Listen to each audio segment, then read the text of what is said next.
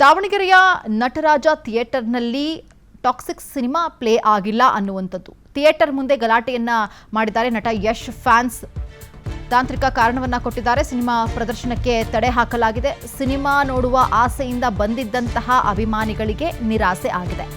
ಇವತ್ತು ಸಾಕಷ್ಟು ಮಂದಿ ಥಿಯೇಟರ್ಗಳ ಮುಂದೆ ಕುಣಿದು ಕುಪ್ಪಳಿಸಿರೋದನ್ನು ನೋಡಿದ್ದೀವಿ. ಫಸ್ಟ್ ಡೇ ಫಸ್ಟ್ ಶೋನಲ್ಲಿ ಗುಡ್ ರೆಸ್ಪಾನ್ಸ್ ಸಿಗ್ತಾ ಇದೆ. ಕೆಲವರು ಅದಕ್ಕೆ ವಿರುದ್ಧವಾಗಿ ಮಾತನಾಡ್ತಾ ಇದ್ದಾರೆ.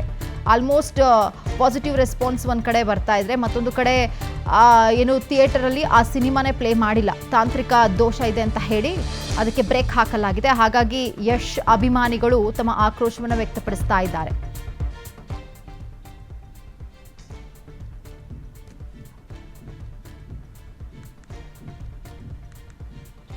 ಥಿಯೇಟರ್ ಮುಂದೆ ನಾವು ಗಮನಿಸ್ತಾ ಇದ್ದೀವಿ.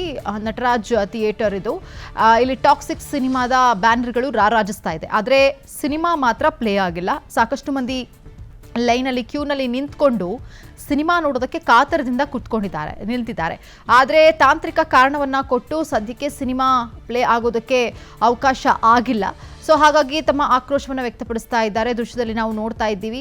ಬೇರೆ ಬೇರೆ ಭಾಗಗಳಲ್ಲಿ ಗಮನಿಸಿದ್ವಿ. ಟಾಕ್ಸಿಕ್ ಸಿನಿಮಾ ಸಾಕಷ್ಟು ನಿರೀಕ್ಷೆಯನ್ನು ಹುಟ್ಟು ಹಾಕಿದಂತಹ ಸಿನಿಮಾ. ಟ್ರೇಲರ್ ಇರ್ಬೋದು, ಟ್ರೀಸರ್ ಇರ್ಬೋದು, ತುಂಬ ಜನಕ್ಕೆ ನಿರೀಕ್ಷೆ ಇತ್ತು ಯಾವ ರೀತಿಯಾಗಿ ತೆಗೆದಿರಬಹುದು ಈ ಚಿತ್ರವನ್ನು ಹಾಲಿವುಡ್ ರೇಂಜಲ್ಲಿ ಅಂತ ಹೇಳಿ.